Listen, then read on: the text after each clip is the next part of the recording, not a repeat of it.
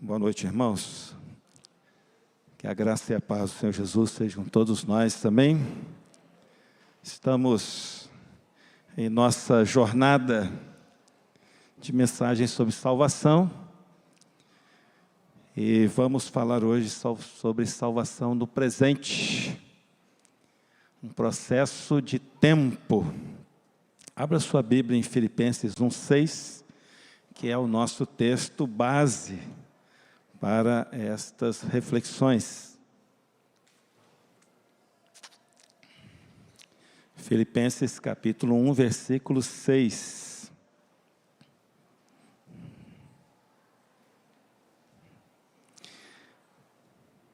Paulo, essa carta diz o seguinte: estou convencido de que aquele que começou boa obra em vocês vai completá-la até o dia de Cristo Jesus.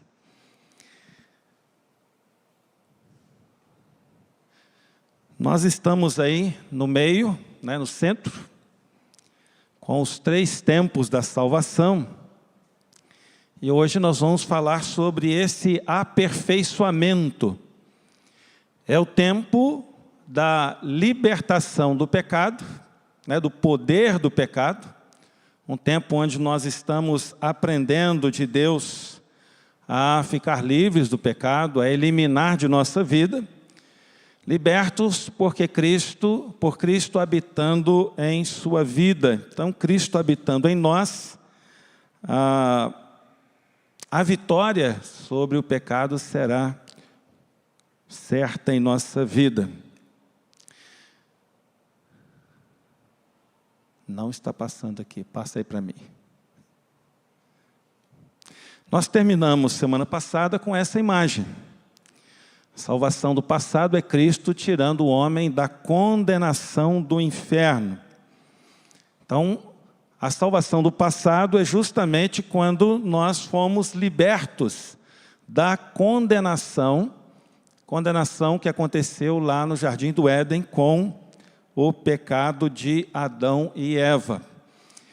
E aí agora nós temos a salvação do presente, que é Cristo tirando o inferno de dentro do homem. E o exemplo que nós conhecemos biblicamente desses 2 slides, essas 2 frases importantes, é o que aconteceu com o povo de Israel ao sair do Egito.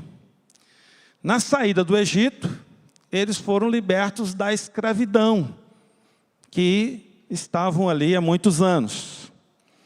Mas o Egito estava no coração deles. O tempo que eles ficaram no deserto, 40 anos, foi o tempo de Deus tirar o Egito de dentro deles. E se você ler bem a história da travessia do povo, você vai perceber vários momentos que o Egito se manifestou neles. E foi um tempo de Deus curar o povo. Assim é a salvação do presente. Ela é a salvação onde o homem vai sendo purificado, onde Deus vai trabalhando na sua vida para tirar todo o poder do inferno que está dentro do homem com o pecado.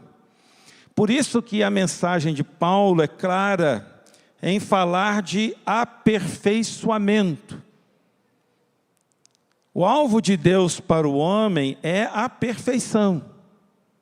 Isso aí é muito claro em todos os momentos na Bíblia.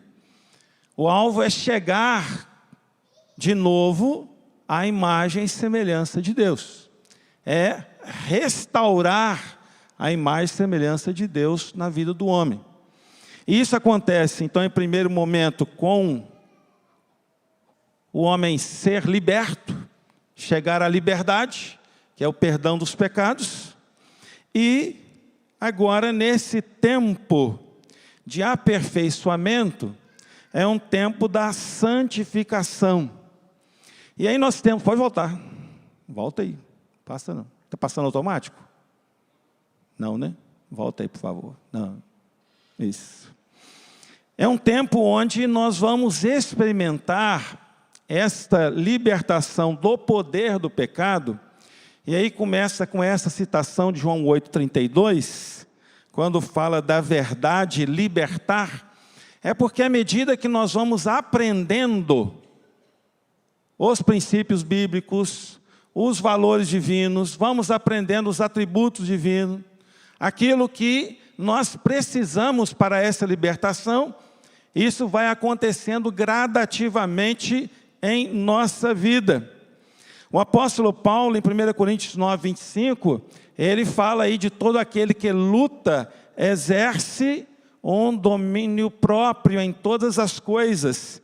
Então é um tempo de grande batalha, de batalha espiritual para o crente. Assim como você pode perceber na travessia do povo do Egito, que foi um tempo de muitas batalhas.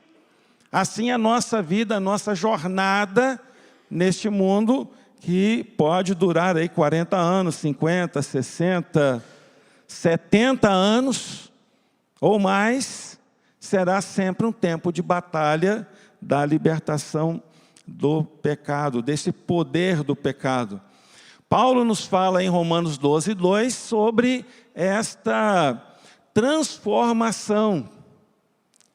A palavra aí no original, os irmãos, alguns já conhecem, que é metamorfose. Que é a ideia da...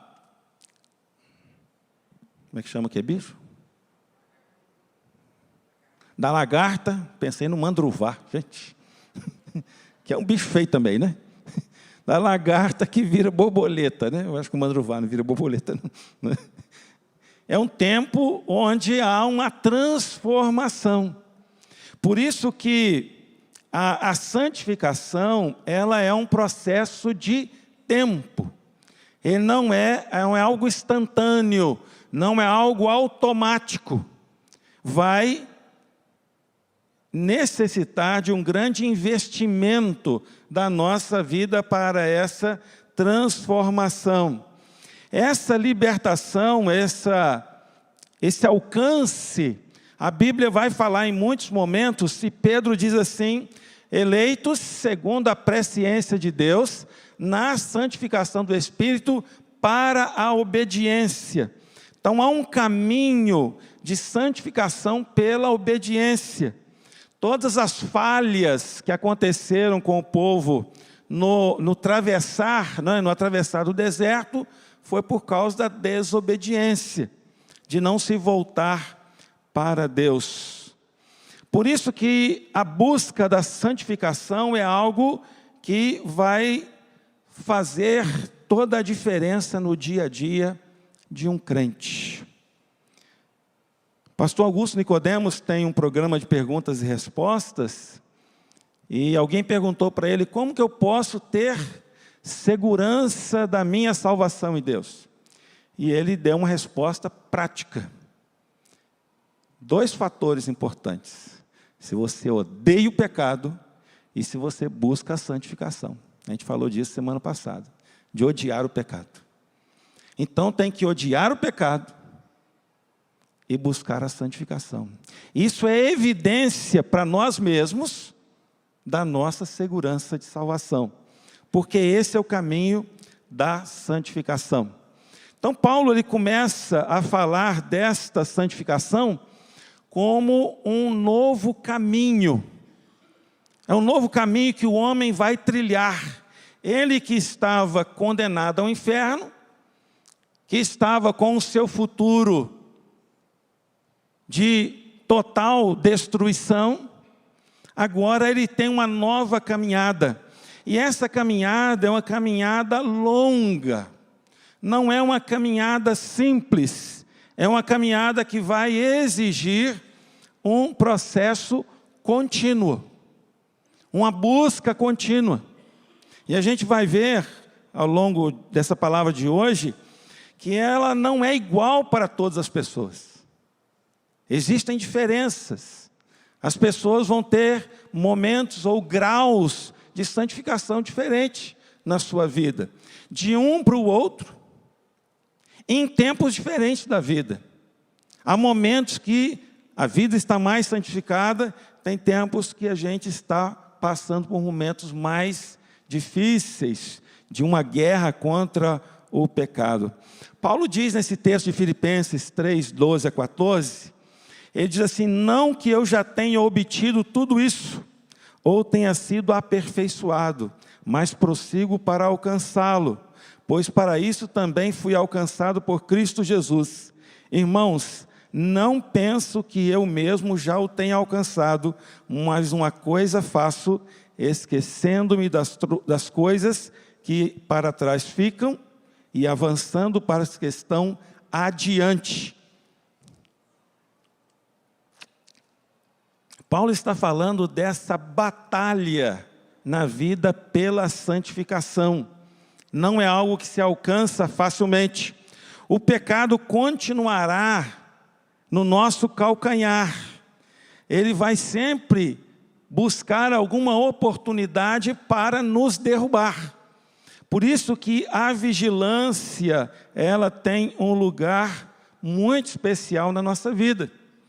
Por isso que vai aparecer as expressões na Bíblia sobre vigiar e orar, cuidar da vida, porque há sempre uma busca do inimigo para nos tentar. A Bíblia não esconde em momento algum que mesmo crentes, nós continuamos sujeitos a pecar. Não há nenhuma imunização do crente à santificação. Capítulo 4, verso 15. Mas agora eu quero dar um destaque especial, e não está ali. Abra sua Bíblia em Efésios capítulo 4, versos 17 até o 32. Pode passar, Valdeci. A gente vai dar uma olhadinha nesse quadro, que eu destaquei aí algumas questões dessa nossa caminhada de santificação. Mas eu quero começar a ler do verso 17 para alguns detalhes importantes que estão ali. Os destaques ali estão só a partir do verso 25. Mas o 17, Paulo, ele fala desse procedimento do crente. Assim, eu digo a vocês, e no Senhor insisto, que não vivam mais como os gentios, que vivem na inutilidade dos seus pensamentos. Eles estão obscurecidos no entendimento e separados da vida de Deus por causa da ignorância em que estão, devido ao endurecimento do seu coração. Tendo perdido toda a sensibilidade, eles se entregaram à depravação, cometendo com avidez toda espécie de impureza. Todavia, não foi assim o que vocês aprenderam de Cristo. De fato, vocês ouviram falar dele e nele foram ensinados de acordo com a verdade que está em Jesus. Quanto à antiga maneira de viver, vocês foram ensinados a despir-se do velho homem, que se corrompe por desejos enganosos. Aqui ele reconhece que a velha natureza está em nós. E que a santificação é esse processo de tirar a velha natureza. Ele usa a linguagem de trocar de roupa, né? Ao verso 23, a serem renovados no modo de pensar e a revertir-se do novo homem, criado para ser semelhante a Deus em justiça e em santidade provenientes da verdade.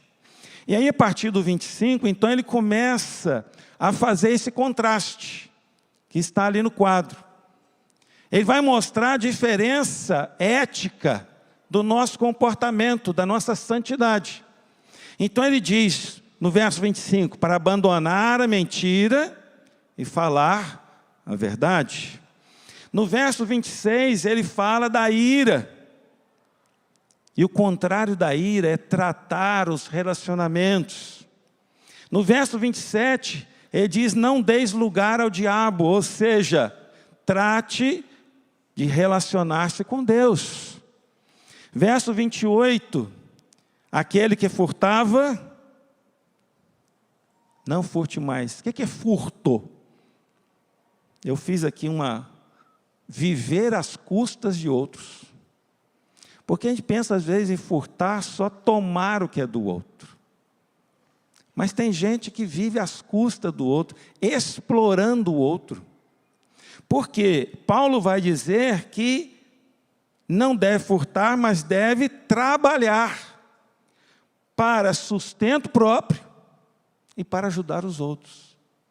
Então a ideia de uma mudança, ela é sempre uma mudança do negativo para uma atuação positiva. Não é simplesmente deixar o negativo. Precisa fazer o positivo. No 29 ele fala dos nossos famosos palavrões, né? Não saia da vossa boca nenhuma palavra torpe. Ou seja, precisamos de boas palavras. Verso 30, ele fala de entristecer o espírito. Servir com alegria. E os versos 31 e 32, ele fala para tirar a amargura, indignação, ira, gritaria e calúnia. E fala para colocar no lugar bondade e compassividade. Veja, os irmãos, que a jornada de santificação desse caminho novo não é fácil. Mas precisa viver cada dia. Buscar cada dia. Quando ele diz aqui, na parte que eu li, esquecendo-me das coisas que atrás ficam, é claro que aqui a gente sabe do contexto de Paulo, toda a sua história, mas nós podemos trazer para nós na questão da santificação, é deixar o passado no passado. Não ficar se mortificando por causa do passado. Eu errei, errou mesmo. Pediu perdão, vamos para frente. Não tem como voltar e consertar. Não existe ainda essa possibilidade de voltar no tempo. Só nos filmes, né? Nós precisamos entender que a santificação, ela tem toda essa caminhada nova para nós. E mesmo se você já é crente há muito tempo, o caminho continua novo. Porque a vida muda de fases. Os momentos são diferentes. Experimentamos coisas novas e o mundo também muda. Pode passar, Valdeci. A santificação envolve um combate confiante. 1 Coríntios 10, 13, todos os irmãos sabem de cor, né? E quem não sabe é bom decorar. Né? Mas ele fala que todas as nossas tentações são passíveis de nós nos livrarmos delas e não cairmos.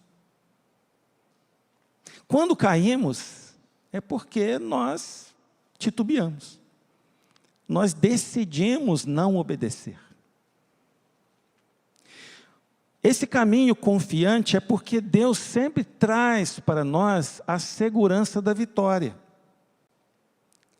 Quando Paulo trata em Efésios capítulo 6 sobre a batalha espiritual, ele fala dessa nossa luta constante contra os poderes das trevas. Quando Paulo fala em Colossenses 3, de 1 a 5, e tem uma versão que eu gosto muito, que ela fala de exterminar as obras da carne. Algumas fazem fazer morrer, tirar, mas eu gosto dessa expressão exterminar, porque é uma ideia de tirar totalmente. Tirei hoje, é hoje, e amanhã? Amanhã vai ser amanhã, vai aparecer amanhã. Não pense que tirou hoje, amanhã não vai aparecer, não vai aparecer, porque nós estamos sujeitos a essa batalha. Por isso que há uma grande certeza na palavra de Deus da nossa vitória. Por isso que essa batalha de santificação, ela é confiante, ou seja, Deus nos provê meios de vencermos. Agora vencemos diariamente, a cada momento. E aí tem os vários textos que estão ali diante de nós. Hebreus 12:4 diz assim: ora, na vossa luta contra o pecado, ainda não tendes resistido até ao sangue. Segundo alguns comentaristas, é que possivelmente não tinha acontecido no meio desse grupo que foi escrito essa carta, algum tipo de martírio. Ninguém tinha morrido ainda pelo nome de Jesus, mas era uma batalha contra o pecado. E ele diz que essa batalha, ela é constante e pode chegar até o momento de derramar o próprio sangue. Por isso que a nossa confiança, ela está naquela palavra de Paulo, que nós lemos em Filipenses 1:6, que ele diz que aperfeiçoará. Ele dá ali uma certeza que nesse tempo, na vida do crente, o aperfeiçoamento vai acontecer. Agora, se não há um crescimento em santidade, se não há busca dessa santidade, então há uma necessidade de rever os valores. Porque nós fomos salvos para essa santidade. Efésios capítulo 1 vai falar claramente nisso. Nós fomos eleitos por Deus para a santidade. Não fomos eleitos para viver do jeito que nós queremos. Mas há um propósito divino. E nisso Deus vai conduzindo toda a sua palavra, nos dando essa certeza de que nós estamos seguros. Abra ali Judas 24 e 25. Esse texto que eu quero ler ainda nesta parte. Judas 24 e 25. Judas não tem capítulo, é só versículo. Abre Apocalipse e volta um pouquinho que você acha o Judas, viu? Lembrando sempre que esse Judas aí não foi o que traiu Jesus, não, viu? Esse Judas aí, o irmão dele, gente boa, que nós vamos encontrar lá no céu. Judas 24 e 25. Ora, aquele que é poderoso para vos guardar de tropeços e para vos apresentar com exultação, imaculados diante da sua glória, ao único Deus, nosso Salvador, mediante Jesus Cristo, Senhor nosso, glória, majestade, império e soberania, antes de todas as eras, e agora e por todos os séculos. Amém. Judas está exaltando o nosso Deus, que é poderoso. Por isso que na oração do Pai Nosso, a gente ora pedindo que nos guarde da tentação. Nos guardar da tentação ali, na verdade, é guardar na tentação, porque a tentação ela virá. Mas que Deus tenha misericórdia de nós no momento da tentação. Pode descer, passa para nós. A santificação e a consciência do pecado. Só vai ser santo quem tiver consciência do pecado. Ele é um caminho novo. Há uma certeza de vencermos, mas é necessário ter consciência do pecado. Como eu falei, a Bíblia está sempre mostrando que o crente, ele está sujeito a pecar. 1 João 2:2 é muito claro nisso. 1 João 2:1 e 2. É muito claro em mostrar isso. Nós estamos sujeitos a cair. Não há ninguém que esteja isento de uma queda. Por isso que a santificação, ela tem essa jornada contínua. Mas a consciência de pecado que nós precisamos ter. E essa consciência, ela é adquirida pelo conhecimento da palavra. João 17:17, vamos falar juntos? Santifica-os na verdade, a tua palavra é a verdade. A santificação só vem pelo conhecimento da palavra. Se não tiver conhecimento da palavra, não tem santificação. Porque não haverá consciência do pecado. Por isso que a primeira arma que Satanás faz é colocar a palavra de Deus em dúvida. E quando você lê sobre os homens que se desviam ao longo dos séculos da visão cristã, e no nosso tempo está acontecendo isso, a primeira coisa que se faz é desacreditar a Bíblia com a palavra de Deus. Porque a Bíblia traz toda a consciência de pecado. Se eu tiro a Bíblia, coloco ela não somente, não desprezo, mas isso é um livro religioso. Se eu coloco que ela não é a palavra de Deus, ou se eu digo, não, só uma parte é a palavra de Deus, então a consciência de pecado some. E assim nós vemos a humanidade caminhar tirando essa consciência de pecado. Por isso que a santificação vai exigir de nós essa consciência. Romanos 7:24, Paulo diz: desventurado o homem que sou, quem me livrará do corpo desta morte? O nosso corpo, ele está sujeito às tentações desse tempo. Por isso que a tentação vem pelos nossos sentidos. E nós estamos debaixo de um tempo que precisamos ter consciência do pecado, de cuidar da nossa vida, conhecer a palavra de Deus, reconhecer o que a Bíblia ensina sobre o pecado, para vivermos a santidade divina.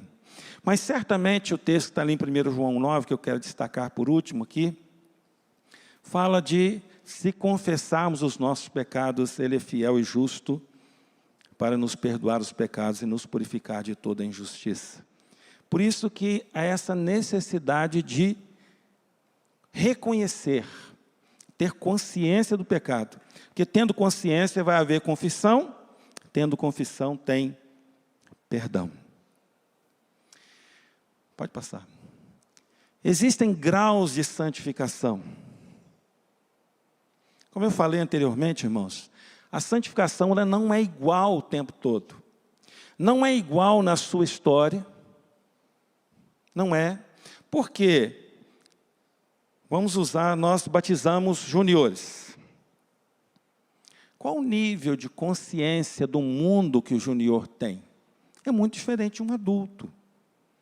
É diferente de um jovem. É diferente de um idoso.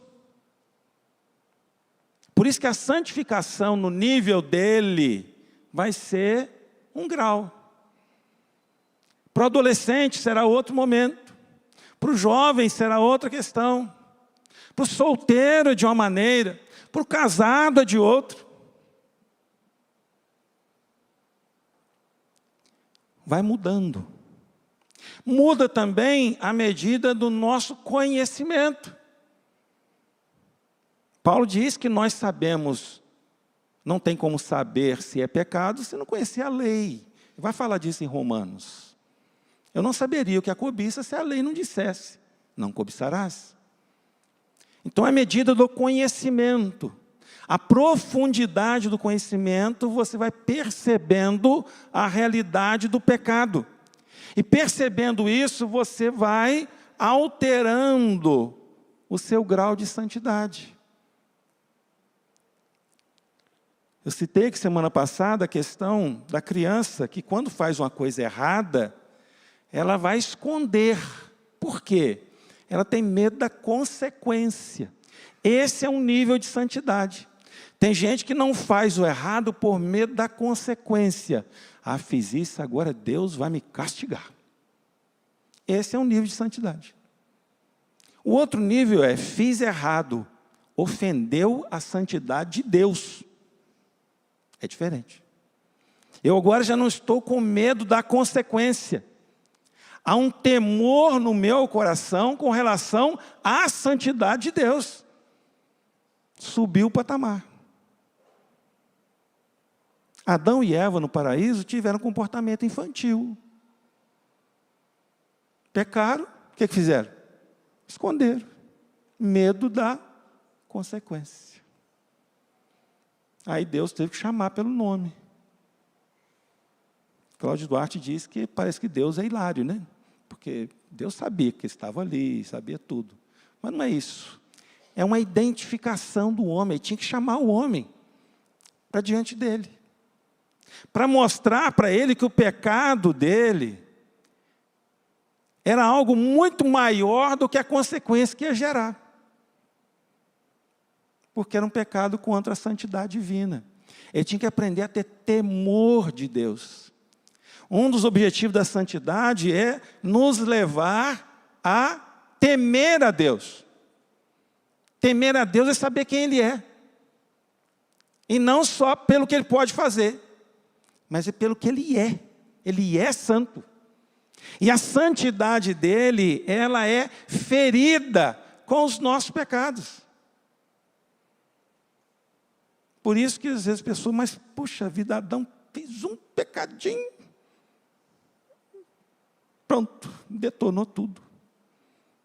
Parece injusto, né? A gente, como pai, perdoa tantos filhos, né? Por que Deus não podia perdoar? Né? Mas Ele perdoa. Só que esse pecado que Adão cometeu feriu a santidade dele. E essa ferida, ela não cura simplesmente. Tem que ter remédio. E o remédio é Deus quem faz. É toda uma história. A gente sempre usa, né? Você dá um corte. Você machucar, milionésimo de segundo. E para curar? Depende do corte. Se pegar uma veia boa, morre. Né? Morre. Mas dependendo do corte, tem que dar ponto. Dependendo do corte, você põe um própolis lá, né? Como eu falo em casa, tudo é própolis. Põe um própolisinho, pronto. Sarou. Mas não sara instantaneamente. Por isso que a santificação, ela não é instantânea. Porque é curar a gente. E a cura é um processo. Mas isso tudo reflete os graus. Há diferenças claras. Por isso você vai ter gente mais santa, outras menos santa. A sua vida, você vai olhar um momento que a sua santidade está melhor, está relacionando melhor com Deus. Tem momentos que você fala assim, é melhor mesmo eu ficar quietinho na minha. Porque está ruim o negócio. Porque a santidade não está boa. Isso é da vida cristã. A vida cristã, a gente falou isso hoje pela manhã na equipe ministerial, ela não é um gráfico reto, linear. É assim, ó. Tem hora que vai lá no fundo. Vai. Aí você pensa assim, a hora que você pensou no pecado grande, nada. Às vezes uma coisinha pequena. Mas é a hora que você distanciou mais. Perdeu a visão divina. Pode acontecer. Tem que restaurar isso. Por isso que é algo contínuo. E ali está a santificação, mas na verdade, nós temos que nos aproximar sempre da verdade. E a verdade é a pessoa de Jesus, é Ele quem vai nos conduzir. Texto que está ali. Desenvolvei a vossa salvação com temor e tremor, porque Deus é quem efetua em vós tanto querer como realizar segundo a sua boa vontade. Esse texto aqui, Paulo está falando de santificação. Nós vamos desenvolver ao longo da nossa história. E isso tem que ser feito com temor e tremor. Porque é Deus quem impulsiona isso em nós. Porque se Ele nos salvou, a salvação do passado, se é uma experiência real, Ele vai impulsionar você à santificação. Por isso que a gente sempre fala, se não tem a salvação lá no início, não vai ter impulso para a santificação. Ou seja, a santificação é um termômetro da nossa vida. Ela vai indicar a nossa salvação. Ela, isso dentro de nós. Não é para ninguém julgar o outro é mais santo, né? Mas isso não. É cada um, uma experiência pessoal do coração. E finalizando, ia passar aqui, passa aí, vou descer. O vício. A santificação tem um sentido escatológico. Paulo diz, em Filipenses que nós lemos, aperfeiçoará até. Então é esse tempo. E quando termina? Termina na glorificação, que a gente vai falar semana que vem. Termina a glorificação. Então, há uma jornada de santificação e ela é escatológica, ou seja, ela tem um final. E aí aparecem duas questões importantes nessa consumação. Uma é espiritual, em nossa alma, como quando morremos, que quando nós morremos, nós estamos, a partir daquele momento, livres desse poder do pecado. A partir desse momento, o pecado não opera mais em nós. A morte física, ela é esse ponto. Por isso que eu falei semana passada, se eu não me engano, ou na outra, que a morte física é uma bênção.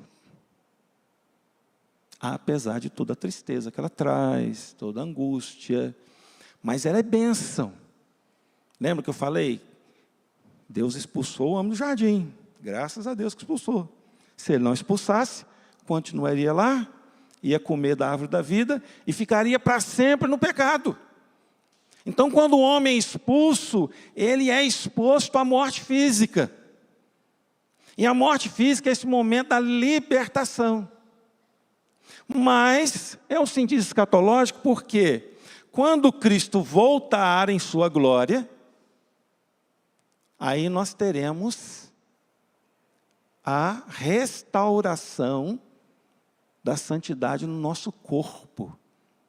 Porque a promessa divina que nós teremos um corpo transformado.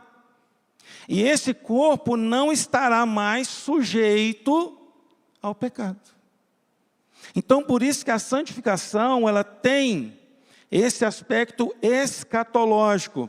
E eu quero ler com os irmãos aquele texto ali, 1 João, capítulo 3, versos 2 e 3. Abra a sua Bíblia. E semana que vem a gente vai entrar mais em detalhes sobre isso. Mas eu quero já falar algumas questões aqui importantes. 1 João, capítulo 3, versículos 2 e 3. Amados, agora somos filhos de Deus. E ainda não se manifestou o que havemos de ser. Sabemos que, quando Ele se manifestar, seremos semelhantes a Ele, porque havemos de vê-lo como Ele é. E assim mesmo se purifica todo aquele que nele tem esta esperança, assim como Ele é puro. João começa declarando que nós somos filhos de Deus. E quem é filho não deixa de ser filho nunca. Mas ele diz o quê? Ainda não se manifestou o que havemos de ser, ou seja, como que vai ser tudo isso? Como que seremos na glória? Que são as perguntas que nós temos. Muitas. A Bíblia responde algumas. Mas ele dá uma certeza. Sabemos que quando Ele, Jesus, se manifestar, seremos semelhantes a Ele. Então, essa santificação do corpo, é a semelhança do corpo de Jesus ressuscitado. Não vou falar mais, porque isso vai ficar para a semana que vem, a gente entrar em detalhes aí sobre isso. Mas ele fecha a sua fala, então, dizendo: e a si mesmo purifica todo que nele tem essa esperança, assim como ele é puro. Ou seja, nesse tempo, quem tem essa esperança, e a palavra esperança na Bíblia, irmão, sempre lembra, não é incerteza. Que no nosso português, esperança pode acontecer ou não. Na Bíblia, esperança não é do verbo esperar, é do verbo esperançar. Já Cortella ensinou isso para nós. É certeza. Então, quem tem essa certeza, vai se purificar. Porque o alvo é Jesus. Então, nós vamos purificar. Por isso que é essa batalha constante, irmãos. É uma batalha. E ela é, segundo um teólogo, é na nossa mente. A guerra está aqui, ó. É todo dia. Os pensamentos, as atitudes, as lembranças boas, as ruins. E Satanás tem um papel nesse troço, né? Ele gosta de lembrar da gente as coisas erradas que a gente já fez na vida, né? Aí, certa vez, alguém falou, bacana, né? Quando Satanás te lembrar o passado, o que você faz? Fala do futuro dele. O futuro dele está garantido, né? Nos quintos dos infernos, né? E o nosso não. O nosso passado é terrível mesmo, né? A gente tem coisas que dá vergonha. Mas a gente não se prende nisso. A gente olha para frente. Então, João, ele chama a nossa atenção para aquele que tem essa esperança. Por quê? Paulo diz que Cristo morreu por nós para que Ele nos apresentasse a si mesmo igreja gloriosa, sem mácula, nem ruga, nem coisa semelhante, porém santa e sem defeito. Passa a última. O porco e o pássaro. Essa história é bem conhecida, né? Porco, por mais que a gente, quem faz isso, né? Lava ele, como dizia antigamente, põe um laço de fita rosa bem bonito e solta. Vai para a lama. Porque a essência dele é ser porco. Por isso que quem não é crente em Jesus, ele gosta da lama. Ele quer chafurdar cada dia mais no pecado. Isso a gente vê o mundo nisso. Porque a essência dele não foi mudada. Ele é porco. O crente em Jesus, ele é comparado ao pássaro. O passarinho não fica sujo, né? Sempre querendo tomar um banhozinho. Quando eu morava lá no Alphaville, tinha minha rocinha. E no tempo da seca tem que aguar, né? Aí você começa a jogar água, os passarinhos vêm para tomar banho. Legal, eles vêm, pousam, ficam lá. Você jogou a água, ele vai, que ele quer tomar banho. Né? Seca, brava. E ele está sempre procurando se limpar, tirar a sujeira. Essa é a santificação. Essa busca constante de se tornar limpo. Aí tem mais um, esqueci, tinha mais um. Né? Vamos ler juntos esse chamado? Mas, assim como é santo aquele que os chamou, sejam santos vocês também em tudo o que fizerem. Esse é o apelo divino. Sejam santos vocês também em tudo o que fizerem. Vamos orar? Muito obrigado, Senhor Deus, porque o Senhor nos libertou da condenação eterna, nos trouxe para a Tua salvação, e estabeleceu e colocou à nossa frente esse caminho de santidade. Nós Te louvamos e bendizemos, honramos a Ti, glorificamos ao Senhor, porque só pela Tua misericórdia, só pelo Teu amor, podemos ter a vida santificada no Senhor, através da Tua palavra. Desperta o nosso coração a cada dia.